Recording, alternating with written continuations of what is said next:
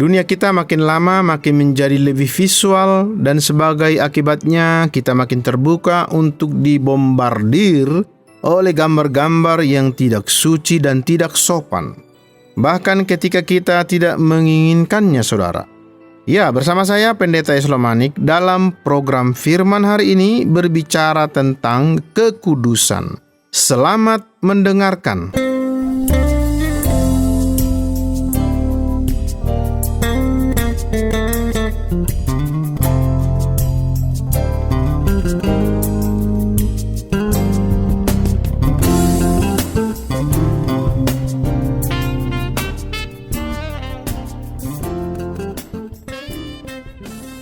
Ya saudara, hari ini kita akan membahas tentang bagaimana menjaga kesucian diri kita. Bagaimana menyucikan diri kita dari pencemaran dunia dan dosa yang begitu merajalela di sekitar kita. Dalam Ayub pasal 31 terdapat satu pernyataan yang dikatakan oleh orang yang sangat saleh ini. Ia berkata demikian, "Aku telah menetapkan syarat bagi mataku. Masakan aku memperhatikan anak dara?" Ini adalah satu tema besar, satu gagasan besar, dan saya mendorong kaum muda untuk membuat komitmen yang sama. Membuat keputusan untuk tidak terpikat dan tidak menghabiskan waktu dengan melihat hal-hal yang merangsang secara seksual. Membiarkan mata melihat kemana-mana yang dapat dilihat. Dalam Mazmur 119 ayat 37, terdapat satu pernyataan yang menarik.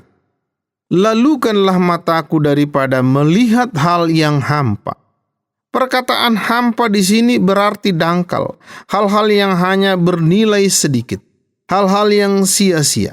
Saya bertanya, berapa banyak kali Anda membiarkan diri Anda menonton hal-hal yang tidak berguna, hal-hal yang tidak memiliki nilai kepekaan, dan hal-hal yang tidak mengandung nilai? Hidup kita dapat tiba pada keadaan di mana kita dipenuhi dengan aktivitas-aktivitas yang amat tidak berarti. Dan kita harus waspada agar kita tidak menghabiskan hidup kita dengan sia-sia. Bahkan dalam kaitan dengan hal-hal yang kita lihat dan apa yang kita saksikan, kita dapat berakhir dengan kehidupan yang sia-sia. Mungkin saya terkesan sebagai orang tua di sini. Ketika saya muda, saya juga menghabiskan berjam-jam dengan aktivitas-aktivitas yang saya anggap tidak bermasalah. Namun ketika Anda menjadi lebih tua, Anda mulai menyadari bahwa waktu adalah komoditas yang berharga. Dan kita telah diberikan begitu banyak dari hal-hal tersebut. Kita berhikmat jika kita mulai menyadari bahwa kita tidak ingin menyia-nyiakan hidup kita, saudara. Dalam sebuah buku berjudul The Hot Zone, tulisan Richard Preston, ia berbicara tentang virus-virus yang membunuh, penyakit-penyakit yang dapat membuat darah para pekerja medis menjadi dingin. Mereka tidak ingin virus-virus ini tersebar.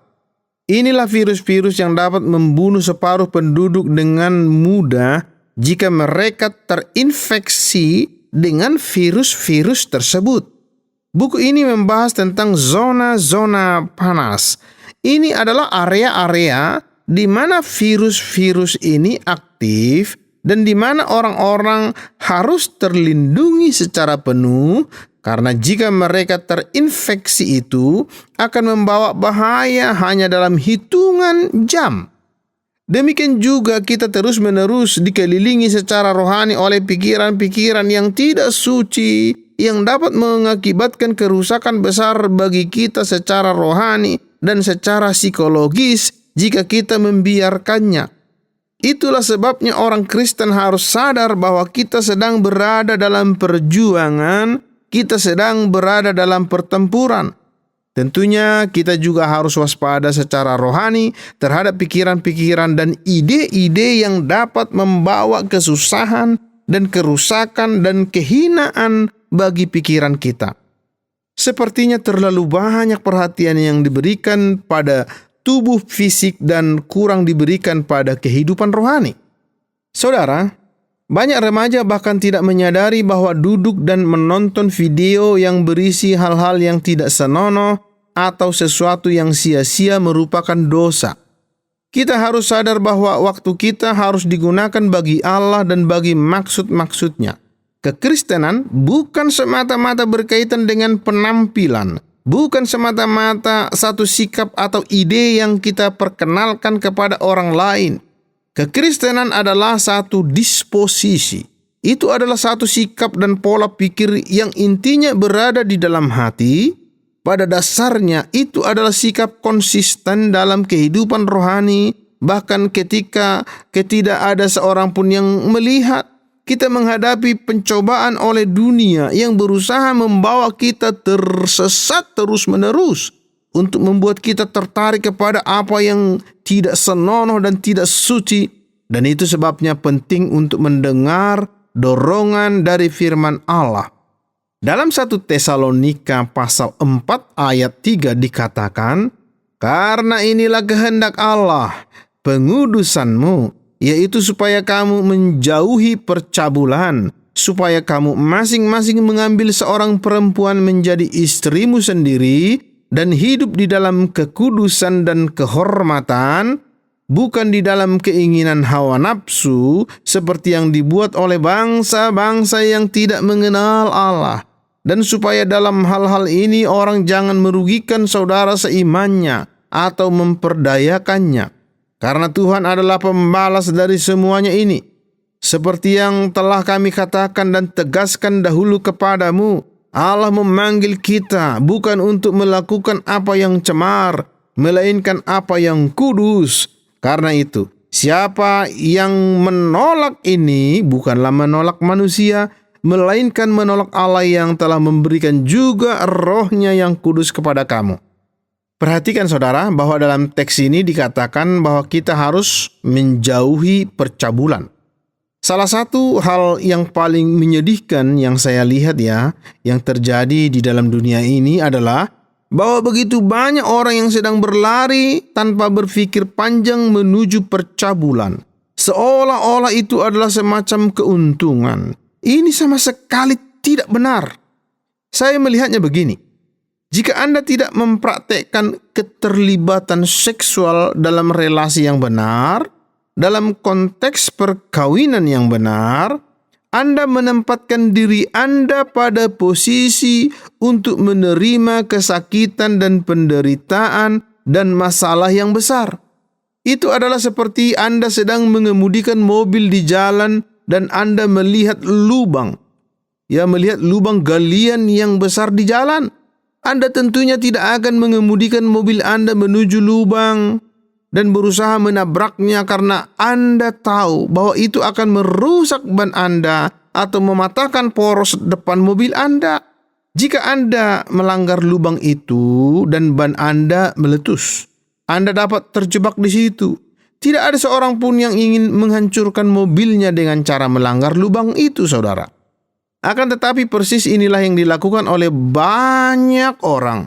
Bukannya menjauhi percabulan, mereka malah melompat masuk ke dalamnya dan mereka menderita dan mengakibatkan tubuh mereka menerima penyakit-penyakit yang ditularkan secara seksual dan relasi-relasi mereka menjadi hancur dan terpisah, benar-benar menjadi kacau. Allah telah memanggil kita untuk menghormati Dia melalui tubuh kita. Itu sebabnya perjanjian baru mengatakan kepada kita bahwa bila mana Anda datang kepada Yesus Kristus, maka Roh Allah berdiam di dalam Anda.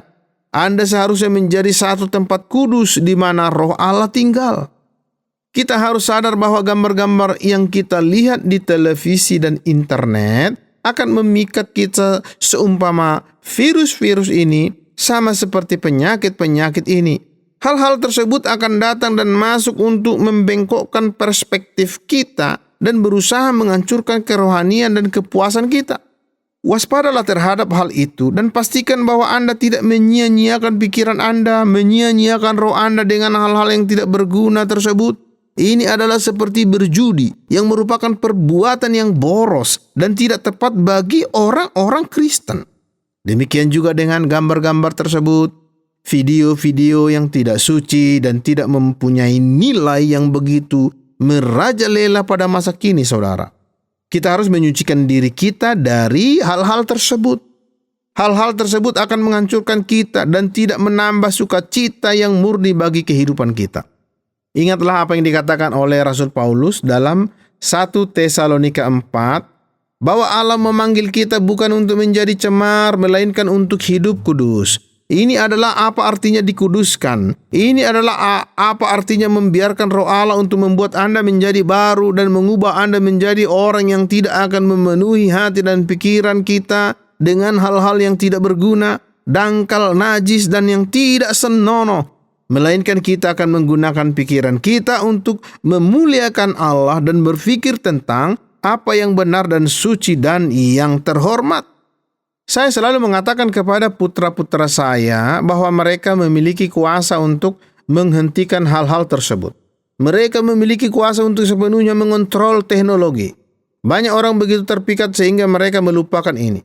Gunakanlah kuasa itu untuk menghentikan teknologi, untuk membaca buku, bernyanyi, berjalan-jalan, melakukan sesuatu yang menyenangkan, untuk memusatkan kembali hati dan pikiran Anda. Jangan biarkan dunia memenuhi hati dan pikiran Anda dengan virus-virus ini, dengan kejahatan ini, dengan kerusakan ini. Itu hanya akan membawa kepedihan dan kesusahan. Sebaliknya, gunakanlah beberapa waktu dalam firman Allah. Biarkan Roh Kudus membangun Anda dan memenuhi Anda dengan kehadirannya.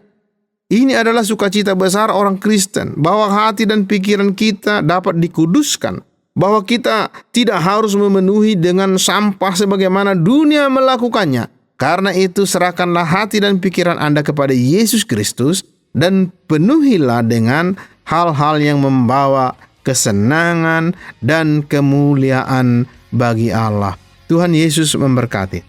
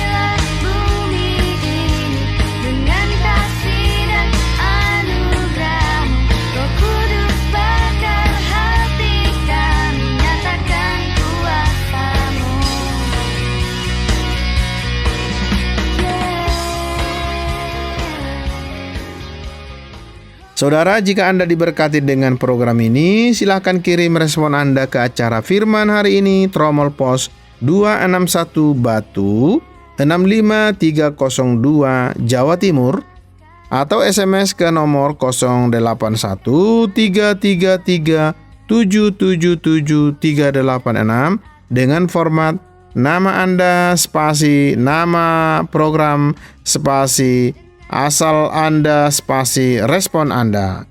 Akhirnya, saya Pendeta Eslomanik mohon diri dari ruang dengar Anda. Sampai jumpa.